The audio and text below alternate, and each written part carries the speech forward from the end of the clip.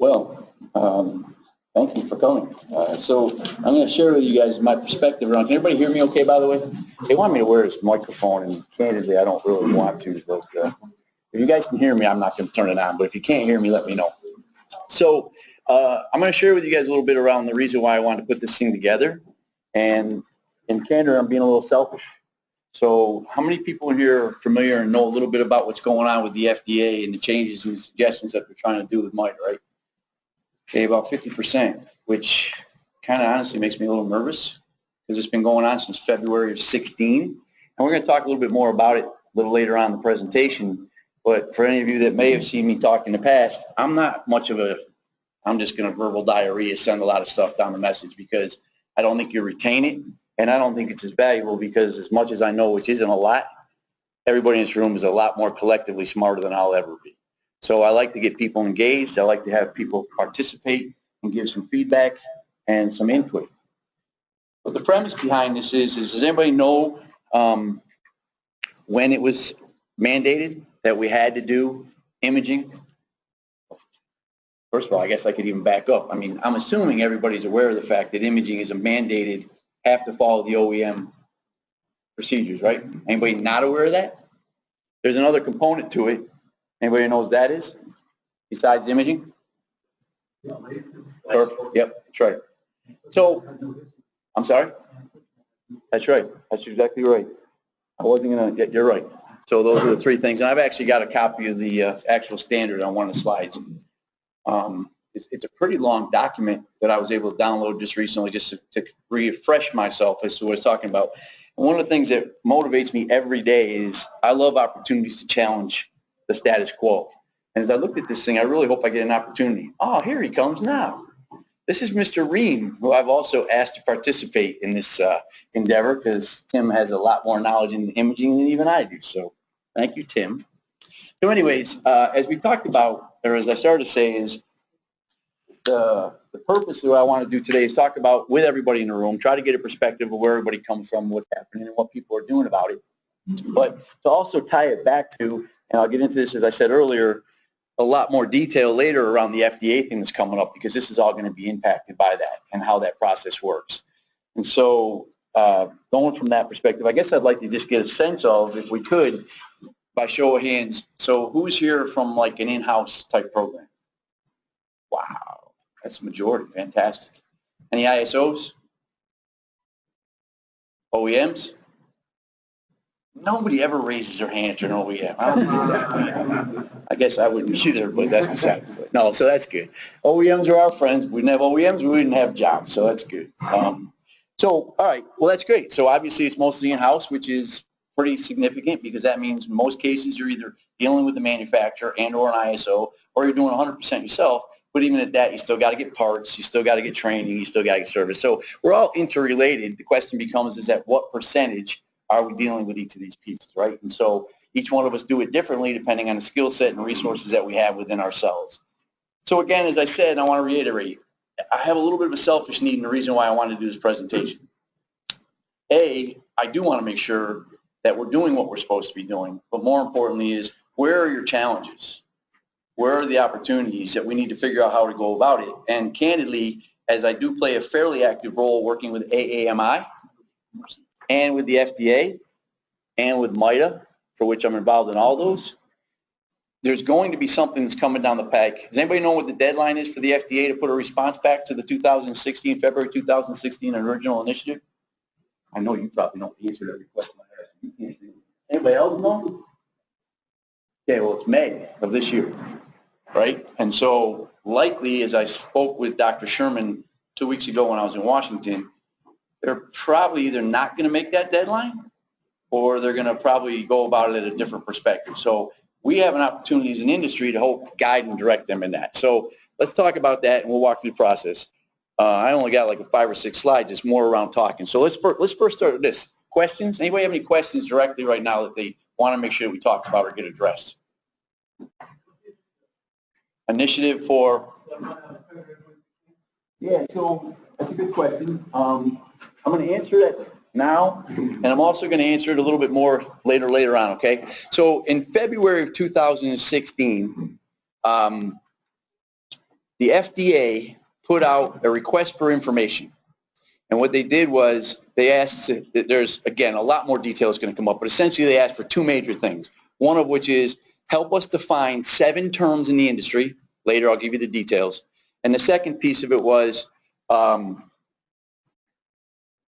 just drew a blank and I apologize, but it's around where are the risks associated with non-OEMs performing service on imaging equipment in particular. Is everybody aware of that first though? Most people. When I asked, because I asked earlier and some did and some didn't. Okay. So to Tim's point. Sorry, I was grabbing chairs. Yeah, no, it's good. So the issue is that they came out with that request. And so I think they gave us like 6 or 8 weeks or something to respond. And it really, candidly, was an abysmal response. And most of the response came from the OEMs, which is expected because there's a group called MITA. Anybody heard of MITA? M-I-T-A. Okay, so I don't even remember what MITA stands for. Do you? Medical Imaging Technology Association, I think is what it is. So it's, you ready for this? Anybody ever heard of GE, Toshiba, Siemens, Philips? Who am I missing? Am I missing anybody else? Yeah, but so anyways, all these big companies that make imaging all got together under this auspices of MITA, which has lobbyists, and they went and they said that we have a real problem in this industry. People's lives are being negatively impacted because of inabilities to be able to perform the right level of service. So as I go back to answering your question, in February 2016, they put out this request for information, as I said, and I'll get into specifically more details in a few slides, but what's the definition of these 7 terms? And you'll understand the significance of that in a little bit. And give us some data that supports or unvalidates what MITA is saying, that in fact we have a problem. So a lot of people responded. I take that back. A lot of people didn't respond, and we didn't respond anywhere near to the magnitude that we were supposed to. So fast forward to October of 2016. Who knows what took place then? Yeah. All right. Who said that? You? Yeah, right. So were you there? Yeah. So you describe a little bit about what happened. So, it was an overflow group of people. You had all the ISOs on one side of the room, all of the OEMs on the other side of the room, and the OEMs would get up. Well, first, what was favorable was the person from, started out as associate director of the trade commission and said, hey, we're going to watch for small businesses, watch how they said that, the FDA took their position that, hey, we're trying to sort through all the information. We want to figure out what's anecdotal, what's real. So the OEM got up basically my up and just, spewed all kinds of poison, horrible service being done by, never said in-house at that point. It wasn't sort of in the scope of their focus, but they said ISOs aren't able to properly administer service. They threw up an injector with wood screw, scare tactic. And then, of course, that was countered by ISO saying, oh, no, that's not actually true. There was this debate over, is there really statistically relevant to any of the charges? You guys are claiming that people are putting lives at risk when they're performing bad. That's a great account. Thank you. The only thing I would add to it is that I want to emphasize even more so as you described. And I mean, I'm telling you, you talk about a polarized room, about 400 people, 200 or so on this side, which is everyone's in a suit, a tie, they're attorneys, they're lobbyists, the OEMs. I mean, they were to the nines. On our side, not so much. People that look like us. Yeah. It was phenomenal. I mean, they asked both sides to talk, and they would get up, and they were very professional, very factual, not that they had any real data, but they presented it in a very professional manner versus our side, which was very emotional, no more fact-based or less fact-based than theirs, but it was more of a touchy-feely versus a perceived fact-based. So it really didn't help us in any way, shape, or form. So it was we came out of there, unfortunately, with the FDA saying, now we're more confused than ever. But some stuff that people should know and be aware of is ECRI. Everyone's heard of ECRI. So Mark Bruley, who just recently retired, by the way, after 40-something years, came and presented in the neighborhood of millions of accounts that are reported through as adverse events. There were less than 0.0001 instances where it could be tied back to the maintenance of the device as having been the issue. So FDA had to at least hear that, and they had to acknowledge it, but the manufacturers were really making a case. Here's the thing that I struggled with in that meeting as I was standing there. They presented, I want to say, somewhere between 4 and 6 pictures. One of them, which is what you talked about, was an injector that somebody took a wood screw and put it into the device to make it work. Well, they went bananas, and it isn't right. Let's be clear. I'm not advocating that that was right, but the point was is that that killed people and all this other stuff. A couple of things. First of all, they don't even actually know who did it. It could have been exactly. It could have been an OEM, right? That was what one of the issues was. And then the second thing was, here's the problem that I got. I think it was only 6, but let's just say it was a dozen. So there's as an aside, if you look at just the ISOs in the industry, if you look at Trimedics, Crawford, Aramark, Sodexo, ABM, you just look at those, about 100,000 work orders a month. That's just those 5. It has nothing to do with the in-house, which is another 3,000 or 4,000 hospitals. I mean, you're looking at probably 1 million work orders a month, and we got 6 pictures is all they could come up with in the history of our industry. Statistically, that's not even a blip on the radar. So anyway, let's put that out there. So did I kind of answer your question at this point? All right. Long-winded answer. Sorry about that. He said 0.0001%? Yes. Out of a couple, I can get to the actual statistics, out of a couple million, I think it was 10 or 15 years worth of data that ECRI looked at. Now, yeah, I would say, when you're looking at the SMDA and reportable events, I would be the first to say, being somebody who's been on every single side of the fence, I don't think every single thing gets reported. So there is some probability, and that's irregardless of OEM, ISO, in-house, whatever. There probably needs to be a more efficient, easier way to report, less repercussions within the hospital systems, and things that don't punish people for reporting things that do come up. So there's probably some enhancements that do need to occur about reportable events.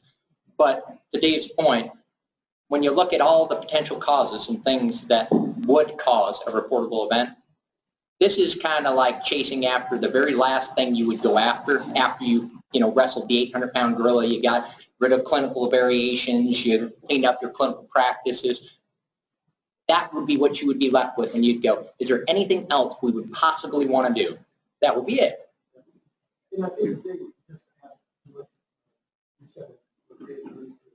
One, the page passes already paved before we got there. Yeah. It was very clear write-up, right?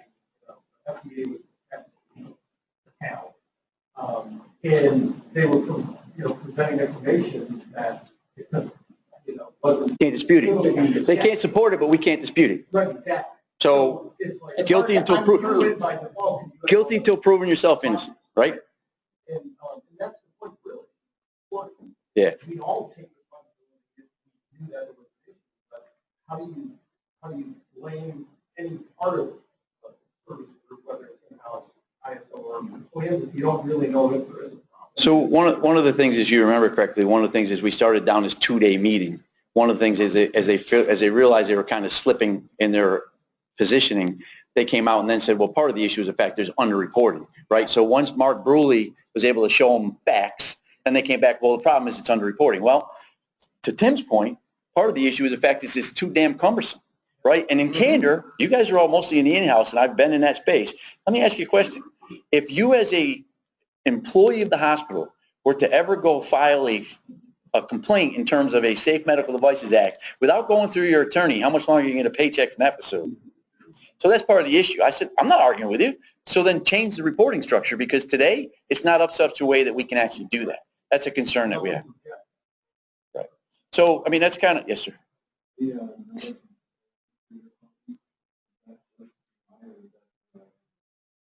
In terms of? No, he's wondering just biomed, DI. So, but I just want to make sure, I'm getting the right stats. So the ones about Mark Bruley was everything. It wasn't just DI.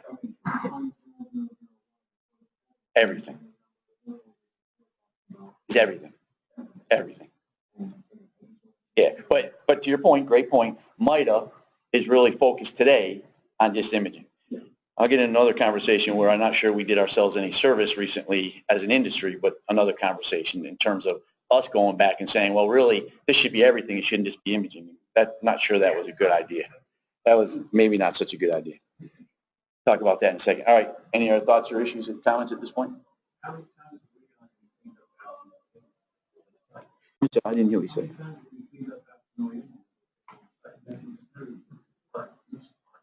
Well, you have to deal with that in the in-house? Yes. Oh my God. I thought it was just me. And so for the last 10 years, I ran the Banner Health program for clinical engineering across 30-some hospitals. I thought that was just me that had that problem. Oh, okay. And it's one of those ones where I would ask is, have a lot of the people in the room been technicians?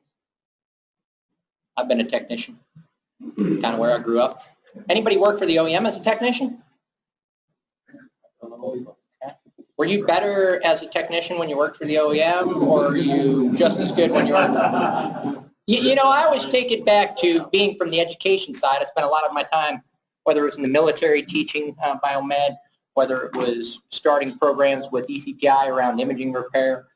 You know, I've always boiled it down to one thing. It's really the individual.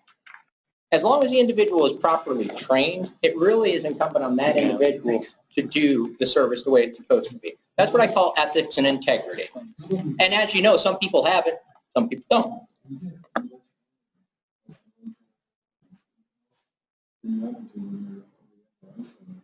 Military is a great training program. I was a big fan of it. We've got a guy that already does that. Instead of, let's get you guys taken care of and trained and make sure that you're doing things right. And when you're in OEM at the hospital, they want status and dates now. They don't want, I have to wait for this person to show up. Right. And it's one of the ones where I often tell people, I ran, for one of the OEMs, I ran their training program up in Wisconsin for about 4 years. And I used to always laugh, and I used to tell people, they go, oh, your people get trained all the time, don't they? They're always in here. And I go, yeah, in January and February, when it's negative 32 and no paying customers will come, that's when we fill the seats with our own employees. Because you're not taking paying seats away to give to your own people when there are people in the wings. So I used to always laugh when you'd see January or February come around, I'd see every single one of our employees coming through, and I'd be like, hey, told you you'd be here. Thanks. And to your point, training is the key. And as I've often said, empower your engineers, empower your people, and they'll do incredible work. You can answer. I was, Sorry. Oh, somebody, go ahead. okay, 1 second. I want to let you get back to your talk here. Yep. But I also wanted to point out, when you talk about underreporting, Yep. it's not just maintenance or equipment issues that are underreported. Right. I mean, you're talking Right. about the spectrum. Yep. So one could argue that this underreporting is not just happening with.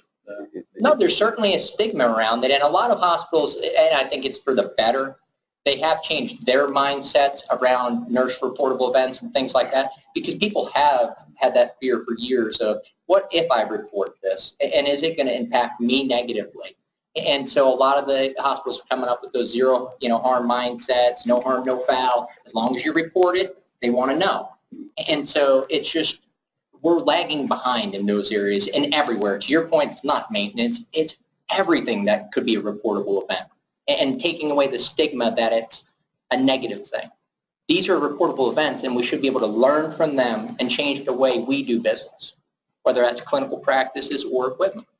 The other issue is, as I get house guy, we don't always have access to the diagnostic software that the OEs have, and they won't give it to you. Sit tight. Sit tight. Part That's of gonna be a great part of the point. conversation. Talk Part of the about. conversation. So the only thing I also want to do is give you guys a little history too, right? You got a question? That's fine. Give me 1 second. I just want to give you guys a little history for those of you who don't know. How many people know that this is not the first time that MITA and the OEMs have gone to do on this, right? So they did it in the late 90s and they did it in the early 2000s, right? I'm going to be candid here. For anybody that's been the OEM, I actually want to give you a little bit of applause. Because the first 2 times you did it, you actually came out and said you're doing it because you're trying to generate revenue and take things away. You got smart this time as an OEM, anybody that's an OEM in here. You got smart because you did it under the auspices of quality and safety. Pretty damn hard for me to sit here and say I'm not interested in improving quality and safety. So now I got a whole different positioning that I got to take. So it's really created a different stigma for us, and we got to deal with it in a different way. So I'm just putting that out there, and it's getting dealt with in a different way. The other thing I would share with you guys is that from my perspective, I said this before and I'll say it again. In some respects, I kind of almost want to give them what they're asking for. Now let me tell you why. Think about this for a second.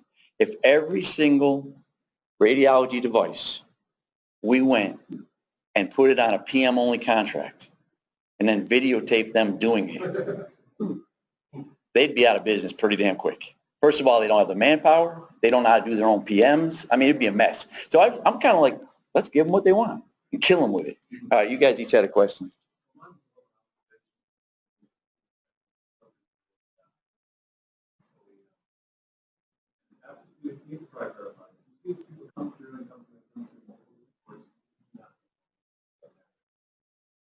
You get a feel for who's really got the outlook, who's got the integrity, who's a sloppy ass. You really don't want to Mhm. It's the same on the private. It is Right. everywhere. Right. Placement does not seem to change.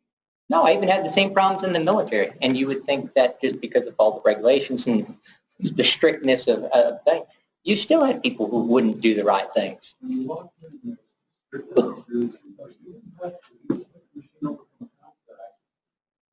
Problem.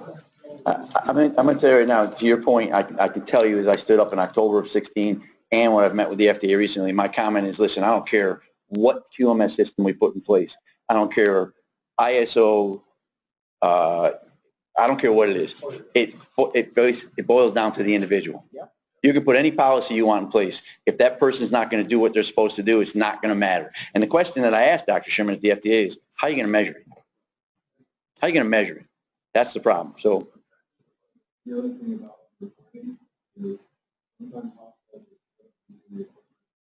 Yes. You'll sequester it and it'll be gone. Sequester it, and it's gone in 6 months, or until the court case is let's be candid about one other thing, right? I don't care, risk management. As soon as you admit you got a problem, you're automatically saying, I owe somebody money. So that's the other piece to it, right? Yeah. All of a sudden, a piece of equipment's involved in an incident, regardless of whose fault it is, somebody's going to sue somebody. So nobody's really excited about reporting crap. I get it. You're absolutely right. No, we didn't do that because we don't want to. Especially if it's a sensitive piece. You're absolutely right. If they only have a couple of them, one of them. Right. High frequency ventilator. There's a great example of one that nobody wants to lose. The minute you have an issue with one, you're going to get 32 phone calls about when's it coming back, when's it going to be in my department, what are you doing with it? And I have it locked up upstairs. Sorry. I mean, Yeah. Yeah. Yeah.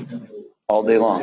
And honestly, I would just give you my own advice is get somebody from outside, not even to do yourself. the evaluation. Because if you do it yourself, then the first thing they're going to say is you're just covering up your tracks because you're the one that's been maintaining it. So I'm just telling you, my experience is to get yourself an independent service provider. Unless, of course, you know you did wrong, and then you better then do whatever you do. Yeah, so the two things that kept coming up is that, it's like, so they're basically trying to create a monopoly. And two is they're trying to do something, whatever they're going to do is it's going to raise the cost of healthcare.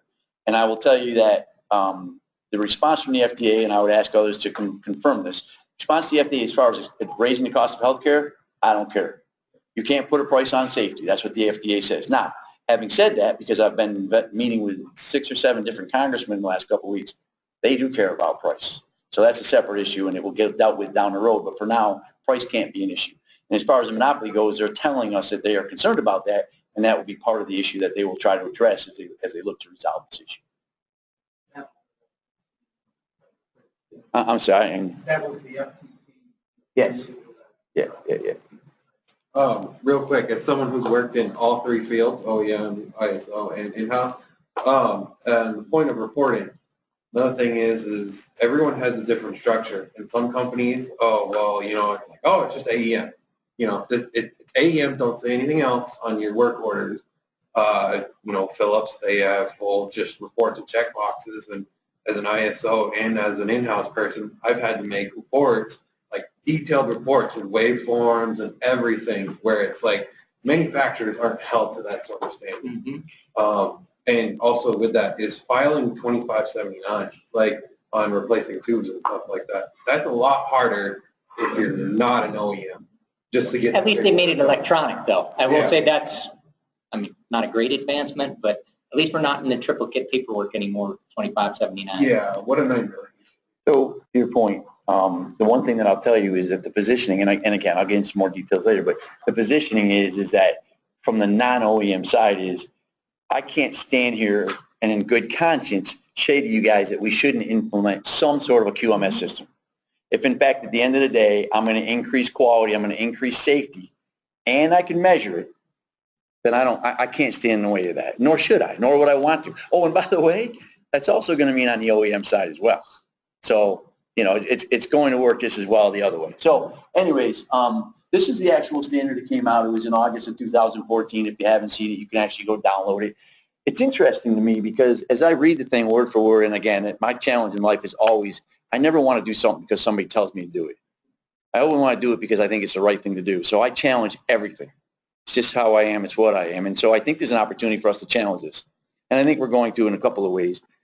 And we'll get into that. But as you can see, this also talks about the AEM, who actually, hopefully everybody in here uses an AEM in some fashion.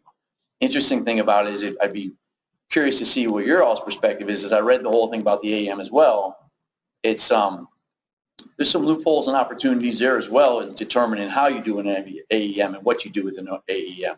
And the unfortunate part that we are very guilty of in this industry, even myself for the last 35 years, is I come to something like this and I listen to somebody else's perspective and I go back and do that. And here's what, not that that in itself is bad, but here's the deal. Everyone in here has played the telephone game at some point in their life. So I talk to George Mills and I hear what he says. We're out at dinner, we talk, I go, got it. I come to a place like this and I share it with you guys. Only, I don't care how good I am, there's a slight variation from what I heard, from what George's intent and his delivery of his conversation. I share it with you guys, and there's a slight variation between what I said and how you heard it and what you interpret that as. Well, by the time that gets out about 4 and 6 deviations, we're a little off the mark. And that's what's happening. So I'm just saying, take your time if you want. Go read this thing yourself and interpret the way you want. Because I think it's worth a good read. And so at least you'll understand what's coming. I would say, being somebody who spent almost more than half my career as an in-house, director and running programs, I will tell you that this is not just ISO directed. And so there's a lot of people I know who are in charge of in-house programs who are like, well, it's not directly targeted at us. It's not going to matter. What do you think the next step is? What's the next shoe to drop? Do you think you're immune to it?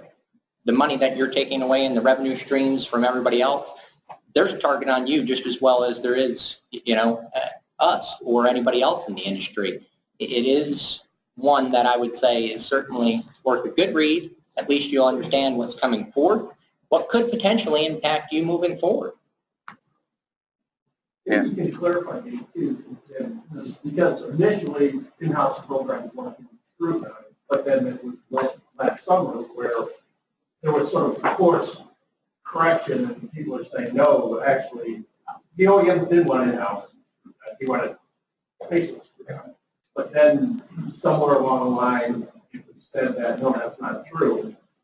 It's that, they're responsible to do the same thing that any of us are, so in-house programs are now going to be part of this. The reality of it is, in candor, it's really, once again, interpretation on people that heard this.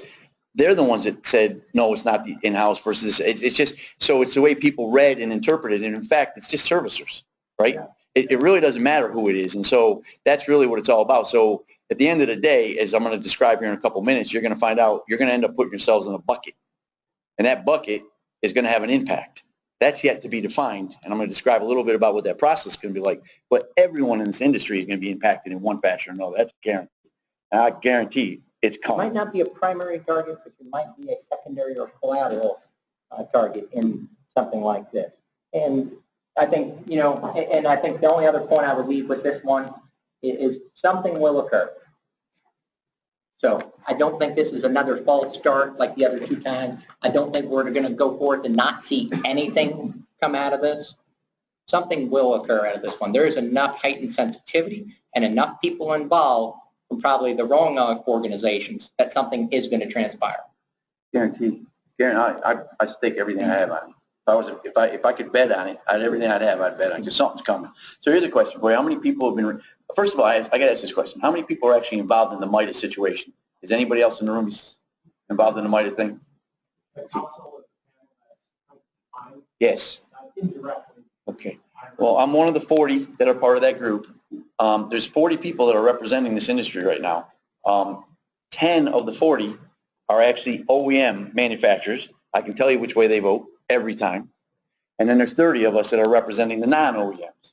And pretty much we're consistent voting the other way. So just to give you an update, it was in October or November last year, I forget when it was, but they actually it's a 27-page document that the 40 of us spent about 6 months going over every single word. And they submitted it to us for proposal, and if 66% of us had voted for it, they would have tried to submit it to the FDA as a standard.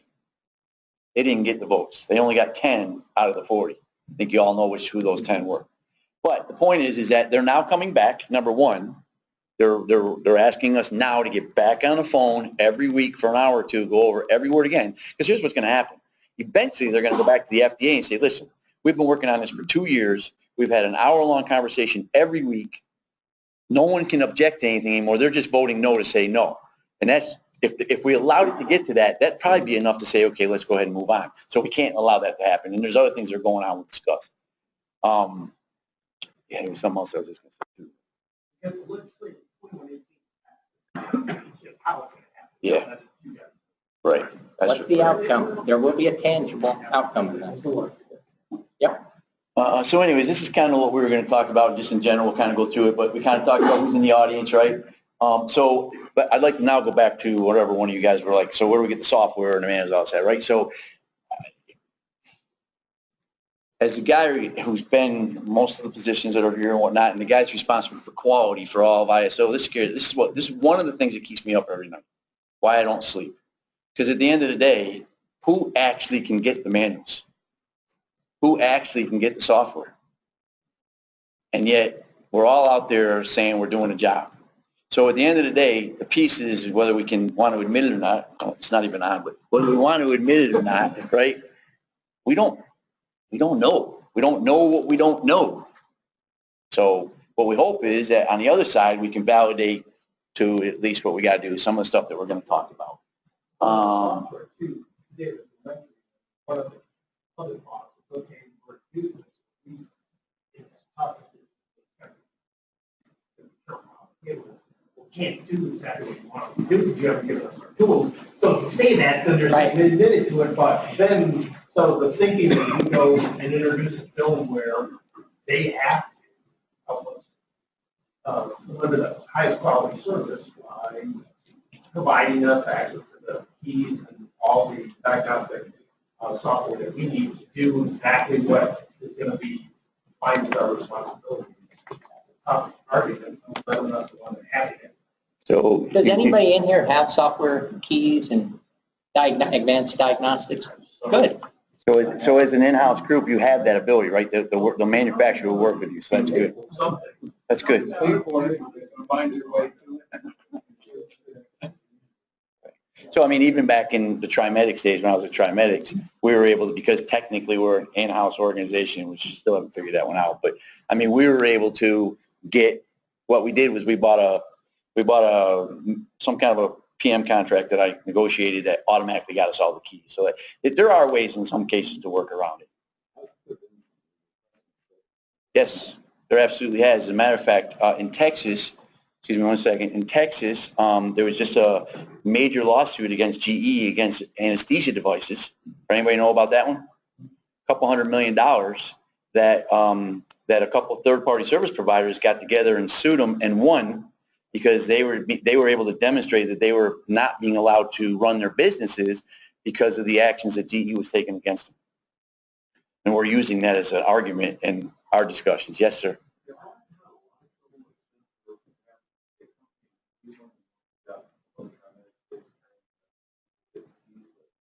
A lot of times I found that at least for radiological equipment, it's more than anything else because the FDA said 2030, 31, whatever. You waive that from, if they say, well, we can't do this stuff, say, we regulatory. When regulatory, this is what you look at, here's the FT right now. The keys on the EPM, so they're the IHC. And that's really very much trouble getting that, Stephen, GE, Logic, Neurologica. Neurologica had to take the wish a couple times with regulatory in the IHC, but close. Actually, the OEM in Cleveland was really the difficult use for. Once you get it, then you get the PMs of it, you can't really do it. Yeah. Well, you raised some great points, and the fact of the matter is, not everybody is. I mean, you got to be fairly sophisticated, really understand stuff in order to have those kind of conversations, have the knowledge to go to where to get it and stuff like that. So not everybody has that, which is one of the things, again, that I see as a value of us truly having a QMS system once we get there. If you're going to create a PM standard that says and outlines the steps to do it, and part of it is using that advanced diagnostics and software licensing, how can you not give it to people that perform it? Yes. Everything online, it's nice. Yep. Right. Try to get it from Philips, seamless.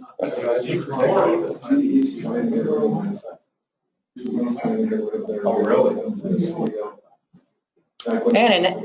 And that's a shame, because that was actually my Six Sigma project that I worked on back in 1999 at that organization, was doing away with the paper literature. And the Six Sigma project saved about $5.1 million a year for not printing material costs and using a common document library. CMS verified system, it'll no longer be available for public, which is what their intent is at least a year ago.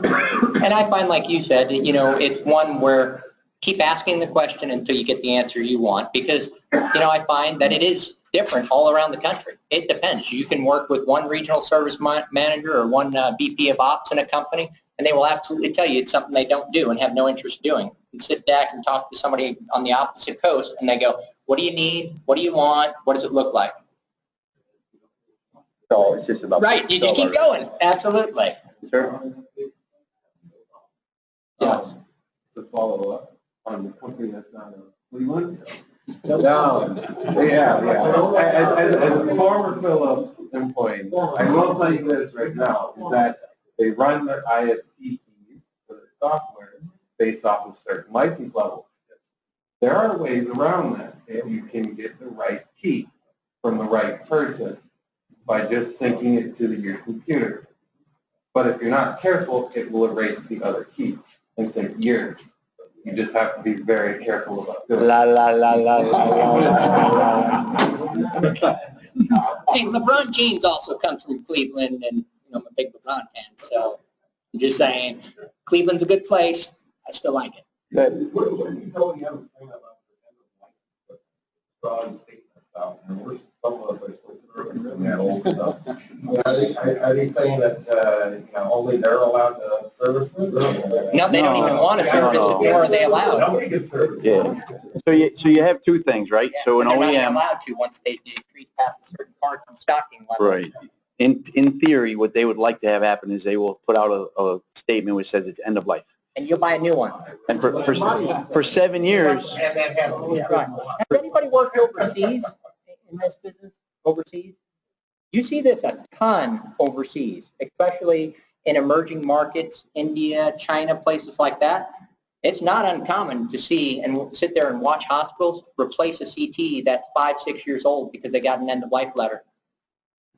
And they just were told, we're not servicing, done. And you're going, that's a 6-year-old CT. Are you out of your mind? You know what you... I mean, those are the conversations that they have. And unfortunately, they don't have some of the presence that we have here in the States and some of the things that we do. You know, I like to consider in-house ISOs. You know, we're the arm that really allows us to extend the useful life of the equipment. The OEM would prefer to maintain it throughout the whole part. It's useful. And then, you know, I think we pick up very well in that other space. I think we could also do the other job equally as well. Like I said, I think it comes down to the technicians. But that in itself is a challenge when you start getting to end of life, because there are specific restrictions against them continuing the support and servicing and writing contracts against that, because they do have to account for a certain portion of the revenue against that device. So Everybody knows how long they have to support it for once they get off that letter of end of life, 7 years. And again, the position that we're taking with the FDA is because there's end of life and then there's end of supportability, right? And there's two different things. And that's different depending on you and your availability to have access to get to what things, the parts that you need.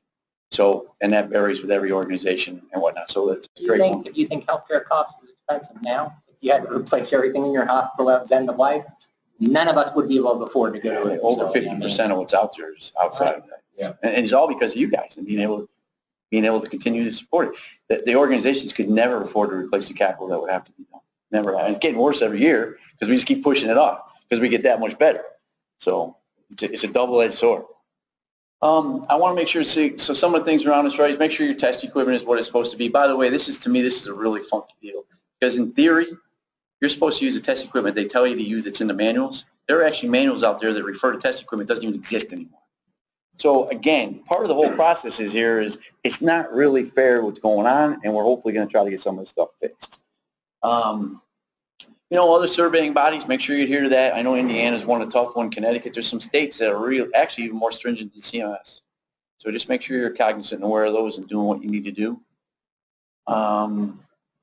Different levels and the FDA and all that. So here's something that I just want to throw this out. It's something to consider.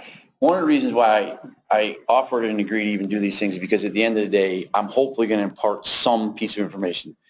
I just hope that when you leave here today, you got something. I don't care what it is, even if it's the color of my hair, but something you walk out of here that you got something to make it worth your while to be here. It's expensive. It's time consuming. You're giving up a weekend.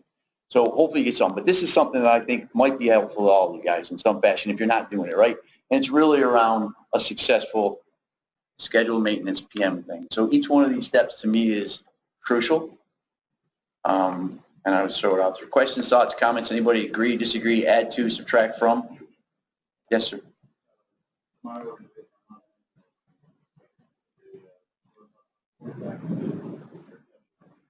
So, you guys want to kill another 5 hours? I just want to take your slide. It's not. And I will tell you, it's because our organization won't allow me to do that. Here's one of the problems and I've worked for somebody that knows me, unfortunately, I've worked at way too many different places. But, so I work in a $23 billion organization. And so their appetite for liability is negative. And so they make us err on the side of caution, always, over caution. But I will tell you that from my perspective, I am a big advocate of that. Big advocate, and I would support it any way I could. Because, and I'll even go one step further. I'm a pass-fail kind of guy. Okay? One of the things, I'm just going to put it out there, this is Dave Francoeur speaking. I am not speaking as Sodexo. Let's be clear about that. This is just my personal opinion and my experience. And I'd like my man over here to comment on that afterwards because we haven't talked about it. He may have a different opinion. But here's my perspective. I'm working on a piece of equipment, and for the sake of this discussion, I'm the best PM guy there is in the world. Just putting it out there. I'm better. That device, when I'm done with it, is better than when the manufacturer brought it out. I'm going to put it out there because I'm that good. Anyways, I do the PM. Everything's cool, right? Something happens. Patient has an incident, and now we got to go to court. Need you guys to put yourself in a position, two perspectives. You're the guy that's going to be sitting on a witness stand, having to justify what you did. Here's my problem. If you're the type of organization, and we're getting off track, but I love this conversation. If you're the type of organization that actually puts down every task, and in theory, if that task is on that list, you should be doing it. If that task is on the list, and you should be doing it, and you don't document it, and or you document it to what you think is okay, but it falls outside the parameters that you know that other attorney is going to go to the manufacturer and get all the stuff. From my perspective, I'm going to say it 10 times. Dave Francoeur's perspective, I'm not speaking on behalf of Sodexo. That's giving them the gun, the bullet, and pulling the trigger to shoot you right in the head. Versus my perspective is, I'm going to get on the stand and I'm going to tell you I did what the manufacturer's recommendations are. And I'll pull up out of internet, or I'll get the manufacturer sequestered to bring the manual, and I'll say that's what I did. You can't prove I didn't. You can't prove I didn't. That conversation stays amongst us in the room. I'm just telling you how I feel about it. That's been my position for the 30+ years I've been in this industry. When you hand them the data, you don't have a lot to argue about. So before I get to your question, I'd like to get Tim's perspective on it. And I think, I certainly understand Dave's point, and I certainly validate it from a risk perspective. I think, unfortunately, we're in that position because things prevent us from having all the necessary documentation and things we need to do it successfully. And what I mean by that is, how many people in the room do use PM tasks, that your work order spit out with PM tasks? What is the process that you have upon every work order that's issued to validate that that is the most current, latest revision and what's supposed to be in the manual? Now, not an excuse. I think it's just we're there because we don't have access to that. There's nothing that comes out with change notifications that says, hey, by the way, here's an update to the manual. This is the new PM checklist. If all that stuff was automated, digital, online, if we could tie it back to ECRI device coding, or even a step further into unique ID device codes and things, we probably wouldn't be in that situation. As a technician myself, would I love to have that PM task list? Does it make my job in life easier as I perform maintenance? Absolutely. I love having that available. But the risk is too great to allow us to operate in that place because there's no way for us to ensure that we always have the most current revisions. And to Dave's point, you go up in front of the court and you say, they go, here's the PM task list. Where'd you get that from? Oh, I got it from the service manual. What service manual? Show it to them and they go, oh, it's the 2005 edition, Rev 3. Well, there's 14 revisions since then. We're up to 2008, Rev 27. You're in a world of hurt. Regardless of whether what you did is the issue. Right, wrong, or indifferent. That's it. You're done. Because now you don't have the latest and greatest, which means you didn't do the right thing, so automatically by default you're guilty. So I think we ended up in that position because of the fact that we don't have all the things that we need. And, the gentleman back there mentioned it pretty eloquently before. It's pretty difficult to say you don't have what you need because then you can't really say you're doing what you're always supposed to have been doing because somebody's preventing you from doing it. So it's like one of those catch-22s. What do you want to admit? You're wrong before you start, so just pick. I mean, I hate to say it, but that's the position we're in. As a technician, I absolutely hate it because I want that stuff there. I've got enough stuff to remember. I can't remember every single device and what I'm supposed to do during every single step. I mean, it's difficult for our staff and technicians.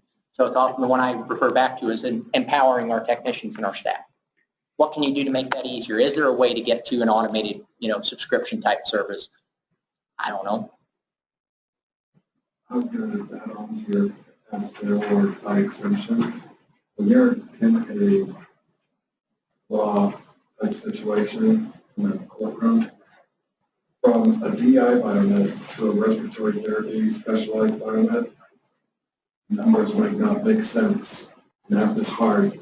And going into a situation like that, you're giving them numbers that are just going to confuse them. And it's not going to work in your favor, I can promise you. And for people that probably don't have the level of expertise and knowledge that we do on what that actually meant.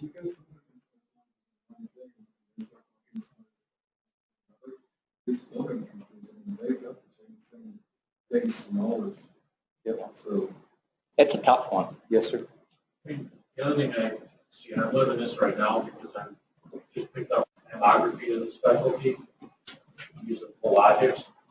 If you follow the PM procedure that they give you to go to their class, it's 100+ shots, for example. Right. You're going to be there for 6 hours. Yep.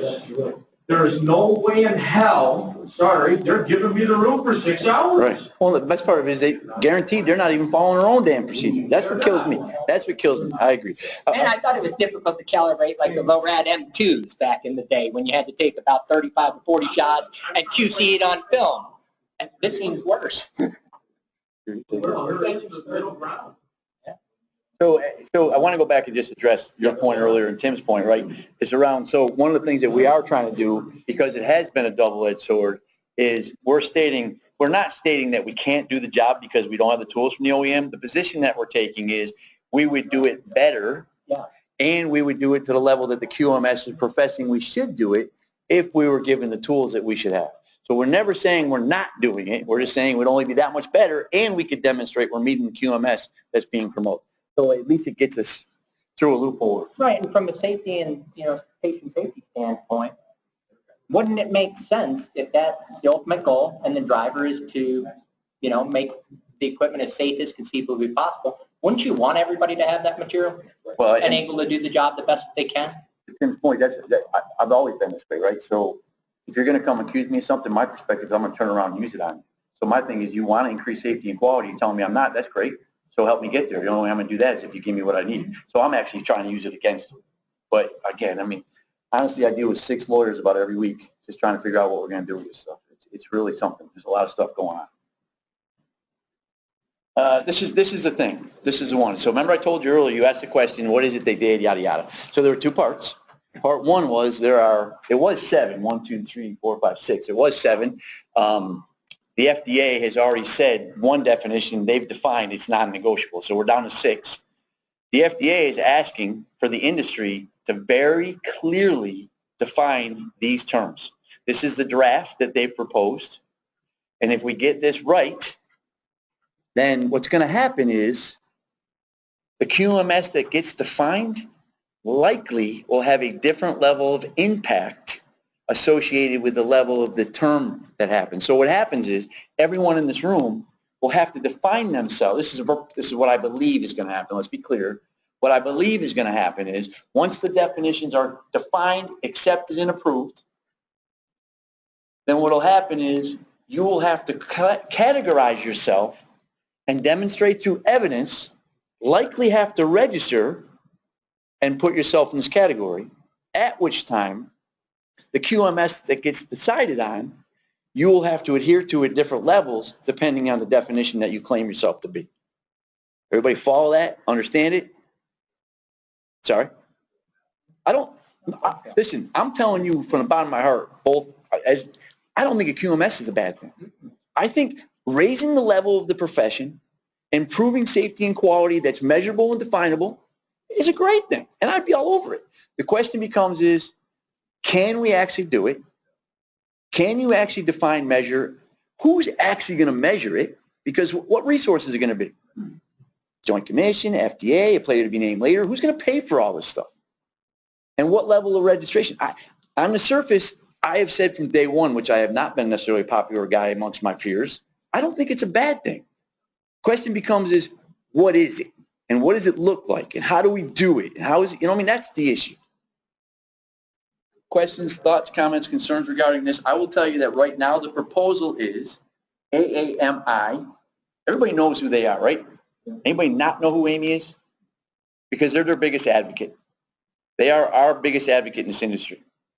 And they are proposing that they will draw together a draft proposal that would be submitted to the industry for voting and acceptance. I have advocated since this thing started with MITA 2 years ago, until we do this, I don't know how the hell I can define a QMS system. Because my QMS system is not going to be the same for every one of these things. So it's, and I sat in a meeting in Washington with MITA, and we started down this road, and I said, time out. Until I define these things, this is stupid. Totally ignored it. Didn't want anything to do with it. So again, as far as I'm concerned, we're spinning our wheels. Because I can guarantee you, somebody that does service is not going to be held to the same level as somebody that does remanufacturing. Or if we are, we're all in trouble. Well, and I guess the other caveat there is, like most things, probably have great intent. I think the design is good. It lays out some clear buckets that you can prioritize and put people into. But you're going to have some service organizations and some organizations out there that may be in 2, 3, 4 of those categories. What takes precedence? Are they going to have to do different things for different portions of their business, which now you've added complexity, you've made it quite confusing, and are you going to get any measurable result? As I always say, if you have a consistent process and is standardized and you're operating under one measurement, pretty easy to say go, no go. You're operating 4 of those buckets. How do you possibly certify that? And to Dave's point, who does this work? Okay? Everybody familiar with getting audited from Joint Commission? How thorough are they? Are they wonderful, great clinical engineering folks and they know everything about your business, know where every place and nook and cranny to look?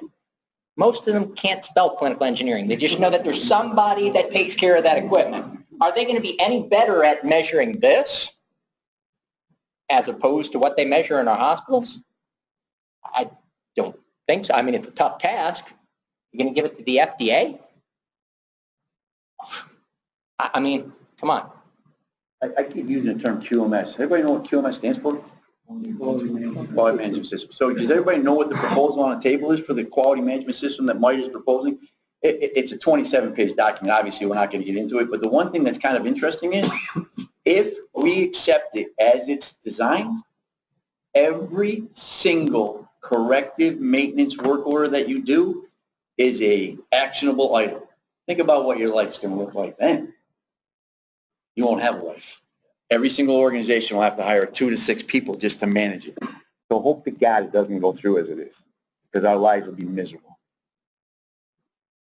I'd like to go back to that previous slide, though, if you could, around your suggestions for the scheduled PMs. Was everybody able to at least read that?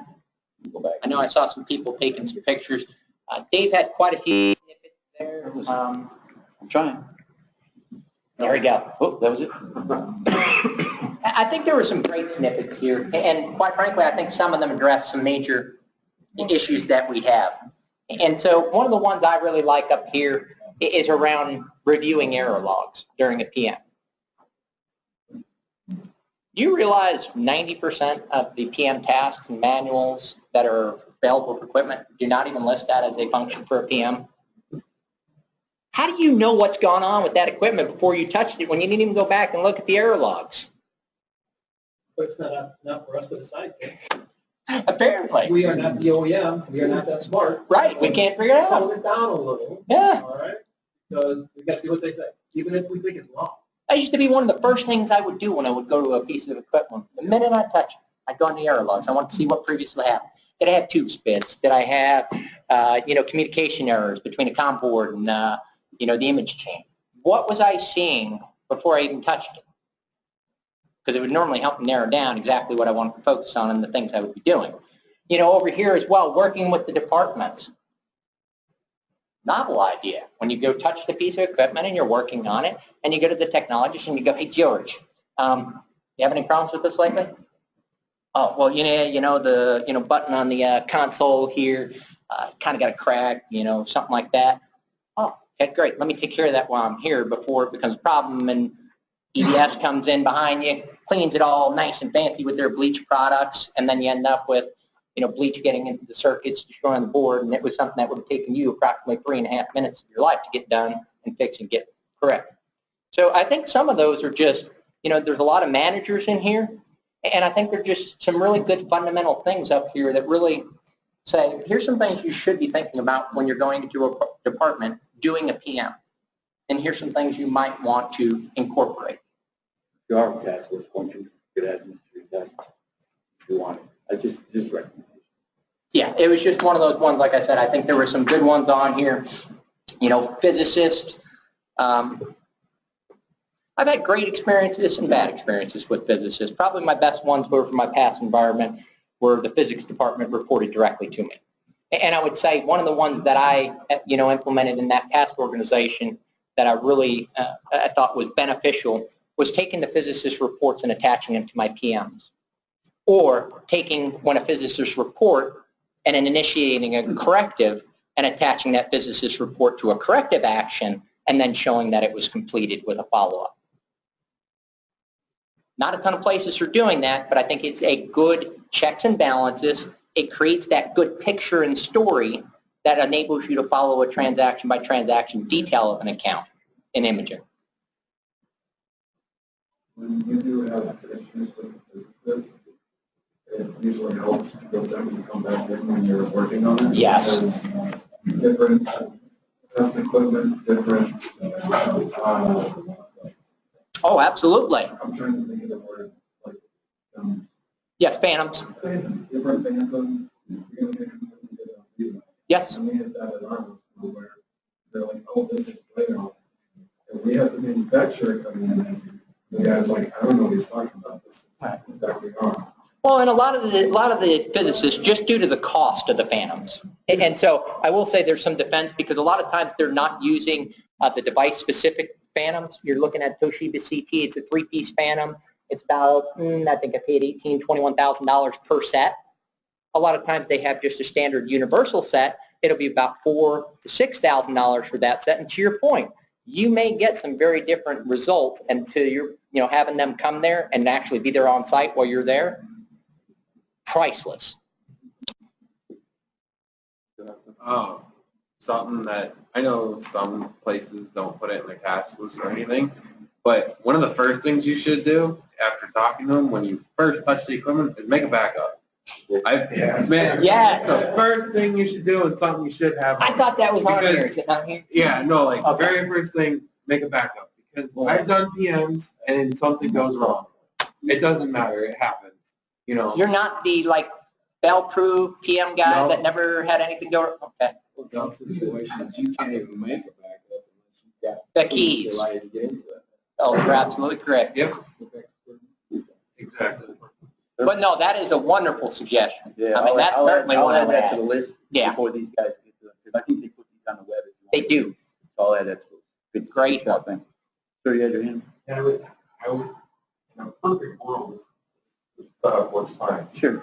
I get Now, that. if you schedule a PM, and you start working on the system, I've worked on a number of systems which they've had problems.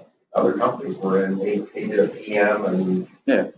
And PM means preventative maintenance. There's something wrong, I stop right there, won't do the PM. Mhm. You gotta get this fixed. Yes. Yeah, first of all, I So don't, then, what in that instance, what do you do in your process? Do you open a corrective and close the PM as a PM fail, or initiate a secondary? Well, some of this was done to be, some of the asset management group, and, like Airmark. And so Yeah. I'd have to call them up and say, hey, we got a problem here. Why we're gonna do their medicine, and, there was one site that had like half a dozen tubes out. When I came in to do a PM on the system, it was nuts. Stop right And they at were that using- point. The Yeah. hospital was using the system. I would tell you that I put PM up there because, first of all, is there any way that uses something other than PM as their nomenclature in their facility? It's usually the answer. I will tell you that where my world is, I don't use PM. Because I don't know of anything, very few things. Now, when I first started in this industry, which I'm a lot older than most people in this room, you actually could prevent things. You could grease things, you could adjust 5 volts, you could do things. You can't. There's not much you can do in a preventive maintenance action at all. So I typically call it a PA. It's a performance assurance. It's validating that the device is working the way it was intended and designed. So it's a PA, it's not a PM, but I figured if I put that there, everybody would go see Mike talk. I didn't want that. That's it. Shouldn't the end user be involved in this too? Yeah, absolutely. It should be. Couldn't agree more. Absolutely. And They're the again, most knowledgeable people in the world that touch that device every day, and they know every flip that it does. so My favorite is you go to find something on the how long has that been going on? Oh, it's been like that. I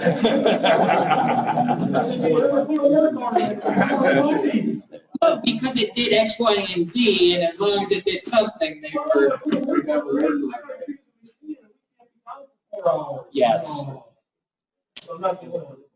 No, and that's a great point, and it's one, but I think it's an educational opportunity as well when you do run across those, and they do tell you that it's been a nagging problem for X, Y, Z, and really just letting them know that, hey, by the way, this could have turned into something much worse by you not reporting this, or if it did turn into something much worse, here's what we could have done to prevent this. And by the way, if you would have notified me, you wouldn't be down for 3 days. You'd be down for 30 minutes when I came up and tightened 2 screws on the handle before you ripped it off and ripped off all the cables with it. Sorry, I get excited about that There you because I've go. actually had people rip the handles off of old collimators and AECs and things, and it cringes. So tomorrow, Tim and I are actually going to be talking about how you can bring it in-house for any of you guys who want to talk about that, how you can bring doing your own service in-house. So we don't know how many people would be interested in that. But what I would ask, if you have any interest at all, is to come later in the afternoon tomorrow, because I've got some really esteemed panelists. We're going to do a roundtable around what does it take to be successful as a imaging specialist going forward. And some very esteemed panelists will be there. So I would advocate, if you have an interest in that, please show up for that. Other than that, I can't thank you enough for your time. Hopefully they got something out of it, and go enjoy the show. So thanks.